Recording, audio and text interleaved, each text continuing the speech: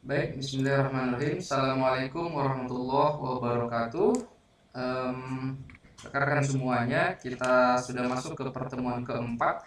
Nah, pada pertemuan kali ini kita membahas tentang studi kasus dan proyek karakter.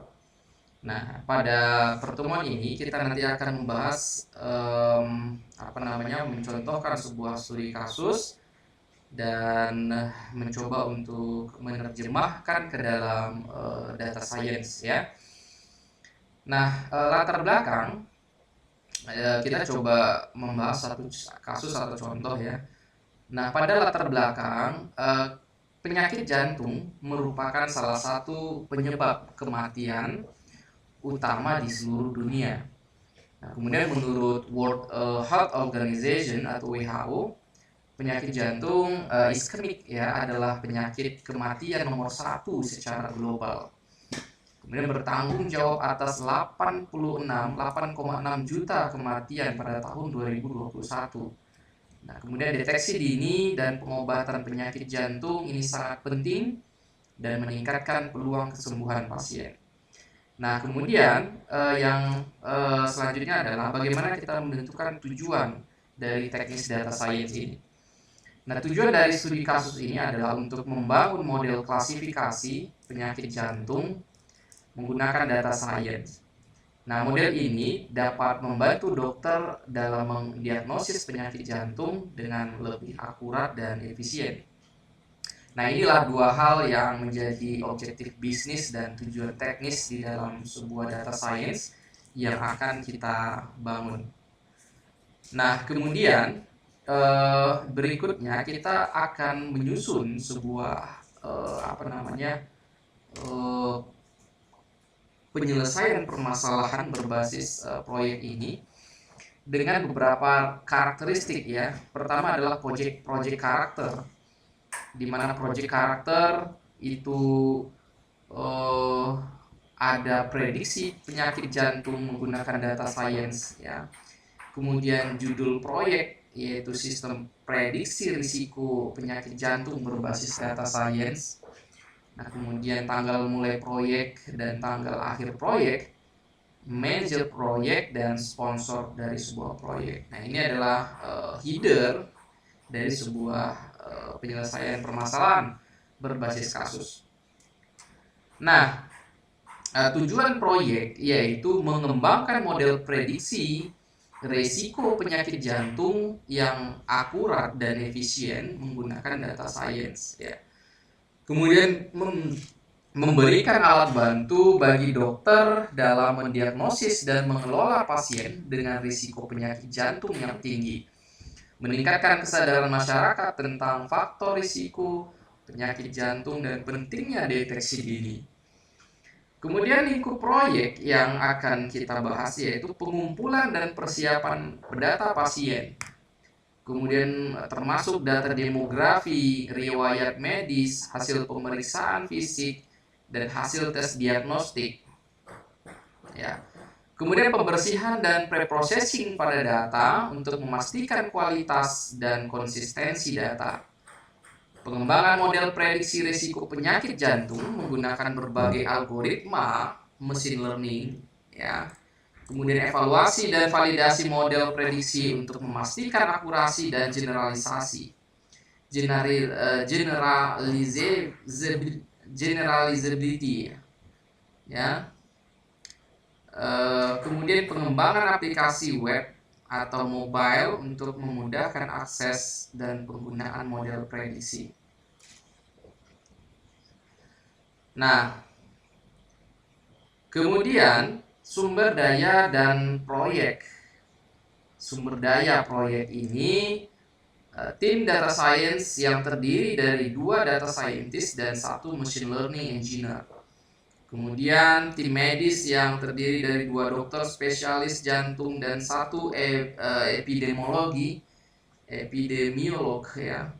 Kemudian akses ke data pasien dari rumah sakit atau klinik. Kemudian anggaran proyek sebesar estimasi biaya proyek yang ada. Nah, risiko proyek, ketersediaan dan kualitas data pasien yang memadai. kompleksitas dan akurasi model prediksi, integrasi model prediksi dengan sistem medis yang ada, penerimaan dan adopsi model prediksi oleh komunitas medis. Kemudian langkah kelima yaitu rencana mitigasi risiko. Nah, bekerja sama dengan rumah sakit dan klinik untuk mendapatkan akses ke data pasien yang berkualitas, melakukan evaluasi dan validasi model prediksi secara menyeluruh, mengembangkan strategi implementasi yang jelas dan terstruktur, melakukan sosialisasi dan edukasi kepada komunitas medis tentang manfaat dan penggunaan model prediksi. Kemudian peran disesuaikan dengan proyek data science, yaitu manajer proyek, sponsor proyek, tim data science, tim medis, pasien rumah sakit dan klinik, dan komunitas medis. Nah, kemudian kriteria sukses proyek yaitu model prediksi risiko penyakit jantung yang akurat dan efisien telah dikembangkan. Kemudian model prediksi telah divalidasi dan terintegrasi dengan sistem medis yang ada. Kemudian model prediksi telah diadopsi dan digunakan oleh komunitas medis. Dan jumlah pasien yang terdiagnosis dan diobati dengan penyakit jantung dini meningkat gitu ya. Nah, itu adalah bentuk-bentuk studi kasus dari sebuah proyek yang bisa kita terapkan dalam sebuah data science, dan nanti dari data-data yang ada kita melakukan tahapan-tahapan data science sehingga harapan dari sebuah data science untuk bisa menjadi alternatif pemecahan masalah dalam sebuah medis itu bisa tercapai. Nah, ini adalah pembahasan secara teknis ya, di mana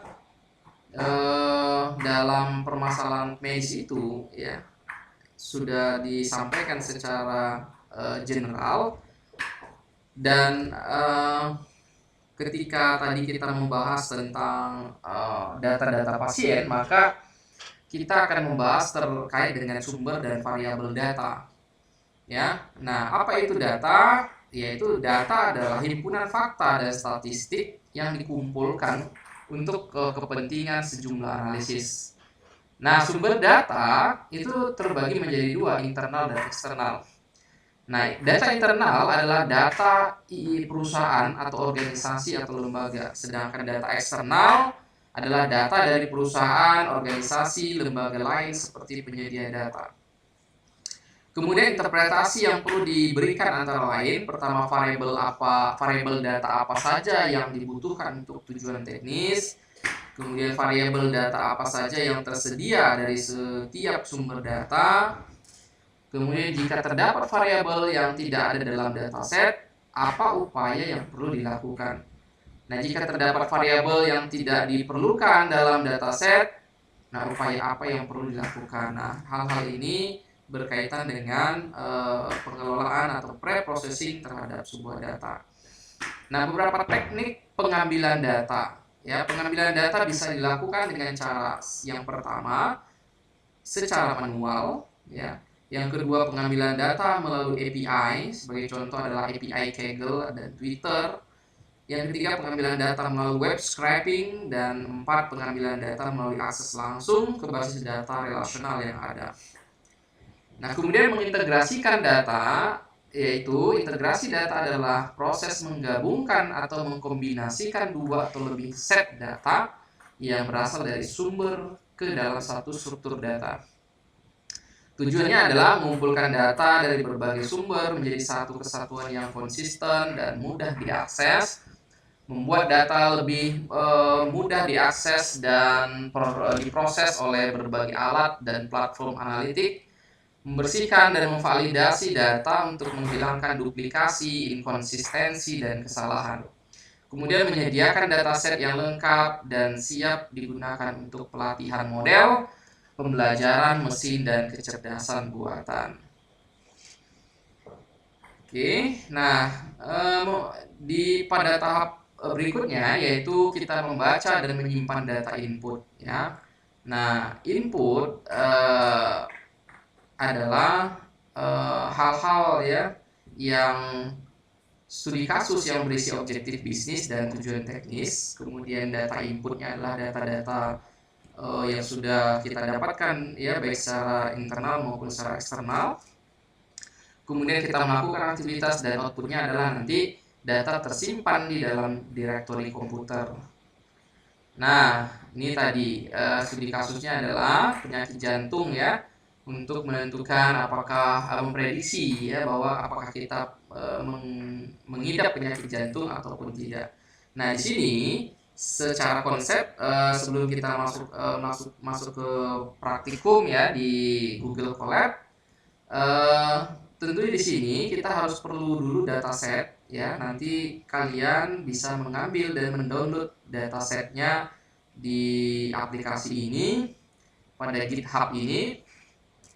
Kalian masuk dulu ke dalam dataset atau URL ini dan nanti akan melakukan proses untuk mendownload datasetnya.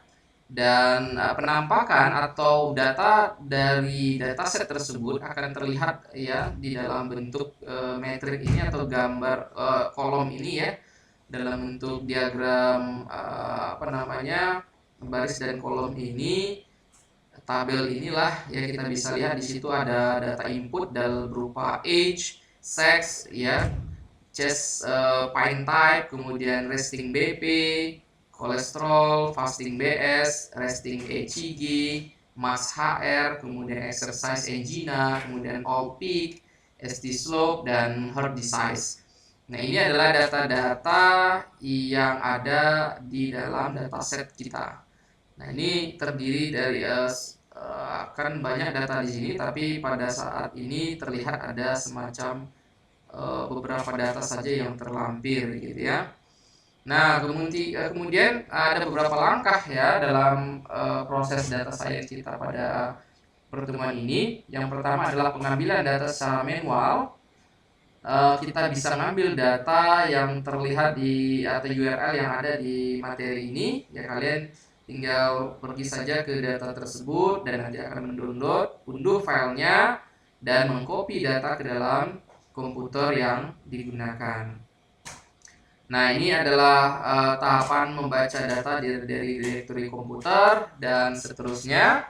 Nanti akan kita masuk ke pertemuan berikutnya ya, dalam bagaimana kita bisa memiliki dataset, kemudian mengkolaborasikan atau mengkoneksikan ke dalam Google Colab, sehingga nanti kita bisa melihat data frame seperti ini, data-data yang sudah tersusun ya akan terlihat nanti di Google Colab. Nah, itu saja pertemuan kita pada pertemuan keempat ini ya, membahas tentang terkait dengan studi kasus yang ada ya, mencoba untuk mengimplementasikan sebuah studi kasus ke dalam bentuk data science gitu ya. Terima kasih atas partisipasi semuanya. Kita lanjut pertemuan berikutnya. Bila taufik wal hidayah. Assalamualaikum warahmatullahi wabarakatuh.